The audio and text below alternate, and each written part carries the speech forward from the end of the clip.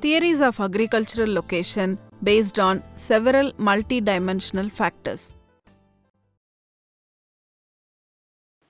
Agriculture location is affected by several factors such as soils, climate, slope of land, aerial extent of plant and animal diseases, and cultural and emotional characteristics of people.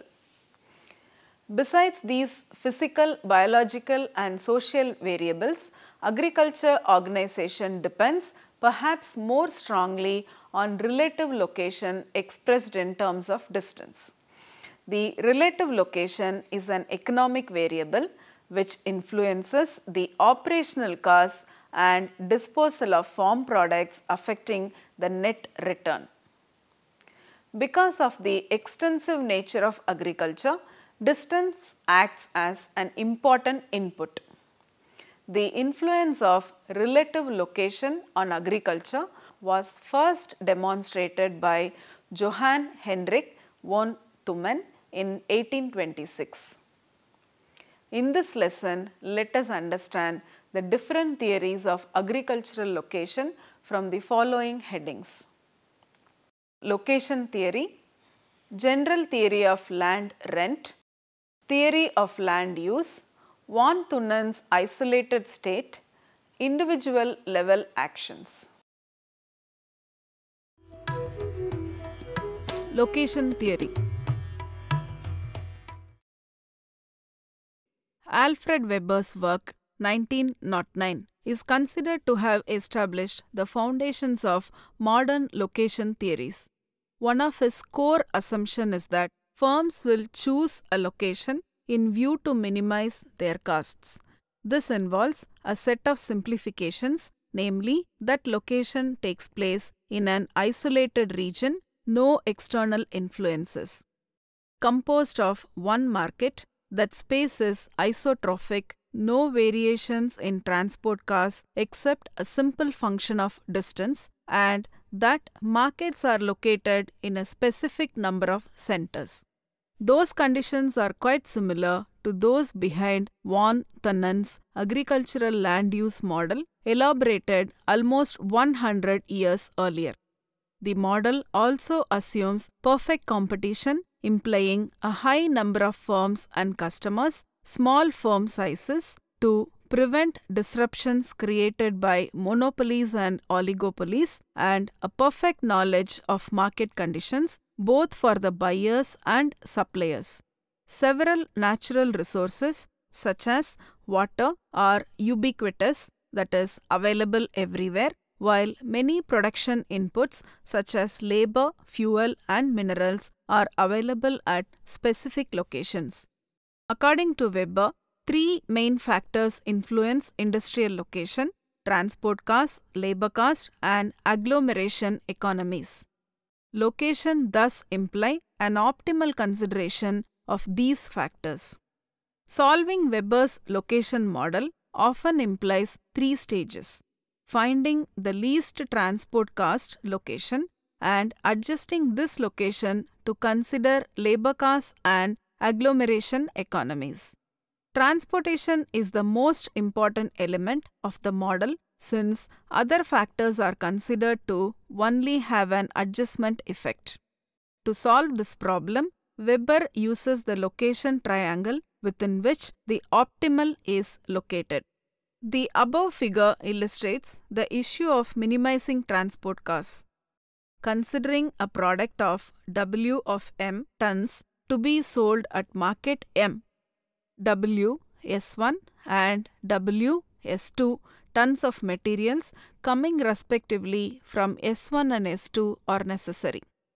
The problem resides in finding an optimal factory location P located at the respective distances of D, M, D, S1 and D, S2. Several methodologies can be used to solve this problem, such as drawing an analogy to a system of weights and pulleys, Verigne's solution, or using trigonometry. Another way preferred among geographers, particularly with GIS, is to use cost surfaces which are overlaid. Weber's location theory explains well the location of heavy industries, particularly from the Industrial Revolution until the mid-20th century, the sector that Weber was looking at.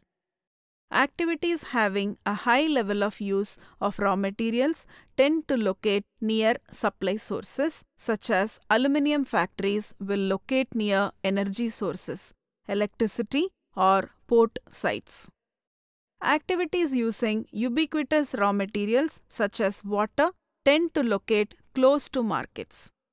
To assess this issue, Weber developed a material index which is simply the weight of the inputs divided by the weight of the final product output. If the material index is higher than 1, location tends to be toward material sources. If it is less than 1, location tends to be toward the market. Contemporary developments in manufacturing, the reduction of transport costs, and new economic sectors, high technology, have changed locational behavior substantially, involving much less consideration to Weber's principles. Still, these principles apply well for industries with a very high material index. General theory of land rent. David Ricardo developed a theory of agricultural land use and land rent based on differences in the fertility of land.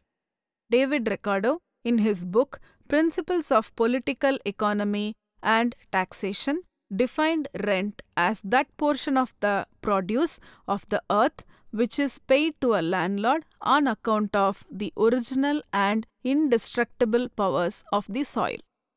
According to Ricardo, all the units of land are not of the same grade. They differ in fertility and location. This model breaks land down into categories based on average fertility rates. The most fertile land naturally produces more food than land of poorer quality. As a result, it commands a higher rent.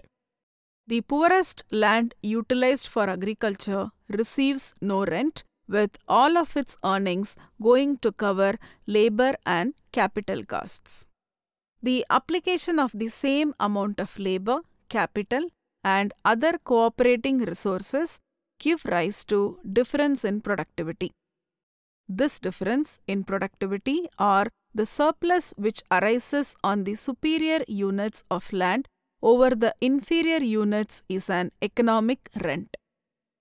William Alonso, Location and Land Use, Toward a General Theory of Land Rent, 1964, built upon the Thunen model to account for intra-urban variations in land use.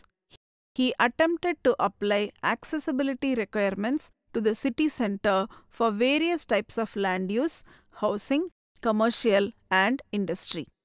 According to his theory, each land use type has its own rent gradient or bid rent curve. The curve sets the maximum amount of rent any land use type will yield for a specific location. Households, commercial establishment, and industries compete for locations according to each individual bid rent curve and their requirements for access to the city center. All households will attempt to occupy as much land as possible while staying within their accessibility requirements. Since land is cheaper at the fringe of the city, households with less need for city center accessibility will locate near the fringe. These will usually be wealthy households. Poor households require greater accessibility to the city center and therefore will locate near the center, competing with commercial and industrial establishments. This will tend to create a segregated land use system because households will not pay commercial and industrial land prices for central locations. The Thunen, Weber, Alonso, and Christaller models are not the sole contributors to location theory, but they are its foundation. These theories have been expanded upon and refined by geographers, economists, and regional scientists. McCarty and Lindbergh have presented a diagrammatic version of Ricardo's theory of rent. In the center of the diagram, they indicate an area as having optimum conditions for the production of a certain crop. The optimality is measured in terms of two variables, moisture and temperature. Toward the periphery from the center, the conditions become less and less favorable, and a limit is finally reached beyond which production would be impossible, owing to severe limitations of moisture and temperature. The cost of production will be the lowest in the central optimum zone and will increase towards the periphery. The rent of land will change the opposite direction and will be the highest in the optimum zone. Beyond the zone of production feasibility, there will be no rent. It has been assumed that a price of 7 will meet the cost of production up to the end of the fourth zone, and beyond it, the production cost will be too high. The land beyond the fourth zone will be cultivated only if there is a rise in market prices, which will increase the marginal revenue productivity of land. Von Thunen explained the variation of economic rent in terms of location advantage. He said that the economic rent of land would decrease with increasing distance from the market due to transport cost differences. The farmer close to market would pay less on transport costs and would make higher net income on output per unit of land, which is a result of distance decay function. The economic rent in von Thunen's theory is often referred to as location rent, rent that arises from the advantage of location in relation to market. Theory of land use. Von Thunen's second model is concerned with land use patterns. Transport costs vary with the bulkiness and perishability of the product.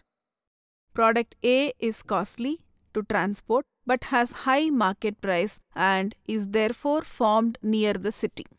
Product B sells for less but has lower transport costs. At a certain distance, B becomes more profitable than A because of its lower transport costs. Eventually, product C, with still lower transport costs, becomes the most profitable product. The changing pattern of the most profitable produce is therefore seen as a series of land use rings around the city. This phenomenon may be illustrated by a graph showing the varying locational rent of three products, the most profitable product at each point, and the land use pattern which results. Table shows generalized agricultural categories in von Thunen's scheme. Intensive agriculture. Fruits, vegetables and dairy products that perish quickly and must be transported immediately to market. Forestry. Woods, both for construction and firewood. In von Thunen's time, these were the primary sources of energy and a daily necessity within the city. Grain farming. Grain and staple production. Livestock. Ranching and animal husbandry for meat, hides and other non-dairy products. The use of a piece of land is a function of the cost of transport to market and the land rent a farmer can afford to pay, determined by yield, which is held constant here. The model generated 4 concentric rings of agricultural activity. Dairying and intensive farming lies closest to the city. Since vegetables, fruit, milk and other dairy products must get to market quickly, they would be produced close to the city. Timber and firewood would be produced for fuel and building materials in the second ring. Wood was a very important fuel for heating and cooking and is very heavy and difficult to transport, so it is located as close to the city. The third zone consists of extensive field crops such as grain. Since grains last longer than dairy products and are much lighter than fuel, reducing transport costs, they can be located further from the city. Ranching is located in the final ring. Animals can be raised far from the city because they are self-transporting. Animals can walk to the central city for sale or for butchering. Beyond the fourth ring lies the wilderness, which is too great a distance from the central city for any type of agricultural product. Von Thunen's rings proved especially useful to economic history, such as Fernand Braudel's Civilization and Capitalism, untangling the economic history of Europe and European colonialism before the Industrial Revolution blurred the patterns on the ground. In economics, Von Thunen rent is an economic rent created by spatial variation or location of a resource. It is that which can be earned above that which can be earned at the margin of production.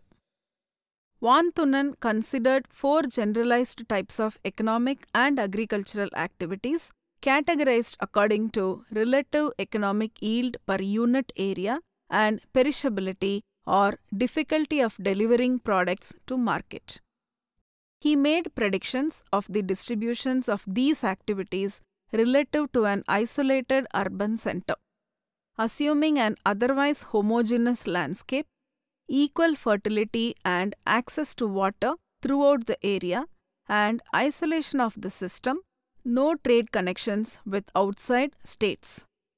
Von Thunen theorized that the following three factors would affect the spatial distribution of agricultural types. More perishable products would be grown closer to market. Products with higher economic productivity per land area will be grown closer to market. Products that are more difficult to transport will also occur closer to market. According to these assumptions, one would expect that different type of agriculture will form in concentric rings around the market, ordered in distance from the center according to their relative values of the three factors mentioned. Von Thunen's isolated state. Inspired by Adam Smith and creating his model before industrialization, Von Thunen was interested in the natural laws that govern rural land use, that is, the best way for farmers of different goods to locate their farms within an isolated state so that they maximized their profits. As with any model, it has its assumptions. Here is a list of Von Thunen's. The central city, also market or CBD, where goods are sold and exchanged, is located centrally within an isolated state which is self-sufficient and has no external influences. The isolated state is surrounded by unoccupied wilderness. The land in the aforementioned isolated state is completely flat with no rivers, mountains, canyons, railroad tracks, golf courses, roadblocks, or anything else to interrupt the terrain. There aren't even any roads. The isolated state obeys the laws of Euclidean space, whereby the shortest distance between 2 points, called a geodesic, is a straight line.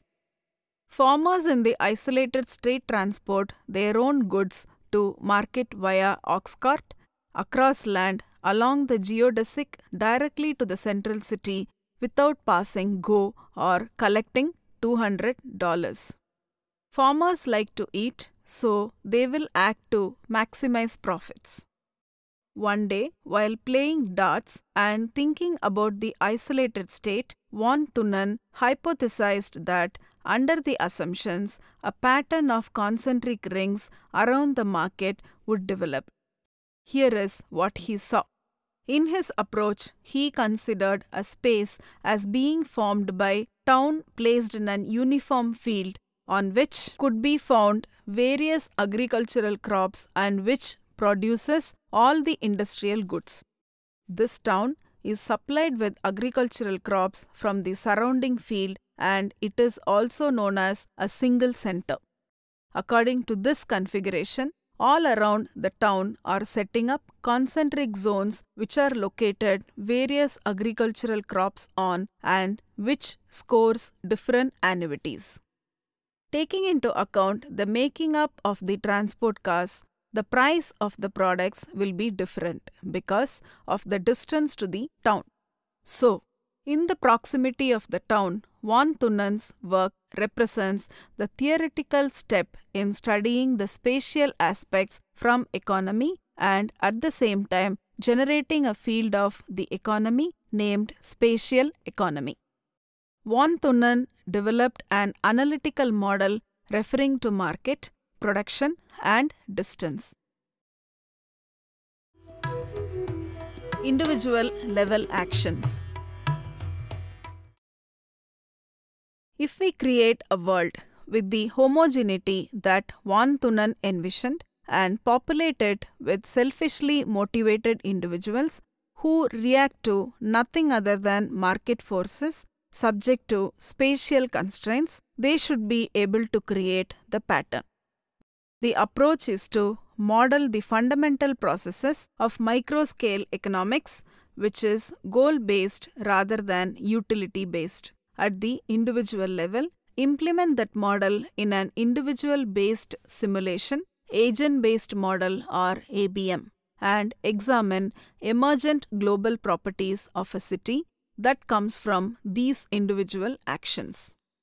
Assuming that each economic agent is selfishly motivated to minimize his or her costs in an attempt to maximize profit, altruistic cooperation with other agents for the global good of the system is not considered to be part of the individual's decision process.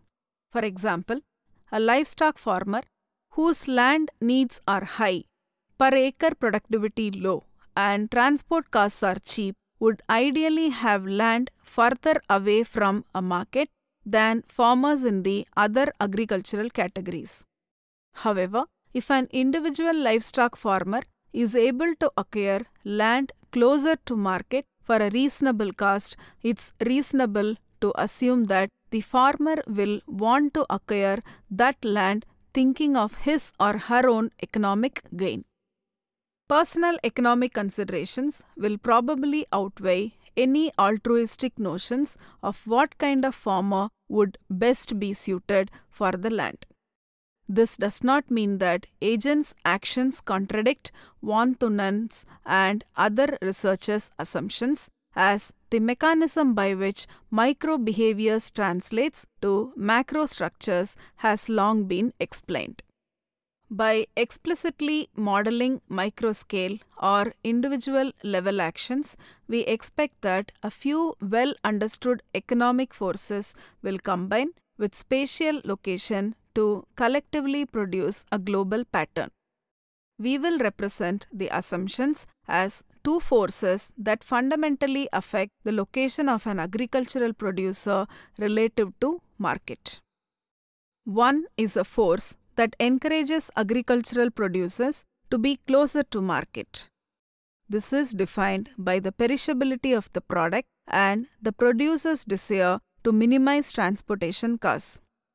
Fruits and vegetables are highly perishable and difficult to transport, so farmers with this type of intensive agriculture are particularly motivated to grow their crops closer to market. A second force encourages farmers to locate further away from the market. This force is defined by the availability and cost of land closer to market. Livestock farming is less economically productive per unit area of land than intensive agriculture and thus requires more land to be viable. Additionally, in von Thunen's time, livestock were self-transporters, making them much easier to deliver to market over longer distances than fruits or vegetables. If the assumptions in section 1 hold, these forces should conspire to force intensive agriculture closer to market and livestock production further away. Agricultural location theory deals with both the location allocation process of land uses by farmers and the spatial organization of agricultural land uses. The major term in its classical versions is economic rent relating to some form of surplus. Ricardo's theory emphasized the physical qualities of land and urban demand as major determinants in rent production. Von Thunen's theory emphasized distance from farm to market as well as transport costs, yield, market prices and production costs as rent determinants. Modern versions of the theory provided simple models which relate explicitly to transportation costs. The different types of farms during Von Thunen's time were ranching, raising animals for slaughter, dairy and intensive farming, produce and perishables, timber, wood was in high demand pre-industrialization for heating and cooking, field crops, grains and other non-grain field crops. Earlier studies usually assumed by simple analogy to agricultural rent theory that rents and transport costs are complements. The recent studies makes clear that the relationship is more complex, involving variations in size of site, taste, income, profits and other costs. Topics such as location and density of residences and firms, agricultural rent and the equilibrium structure of land values and land uses in urban and rural regions are discussed.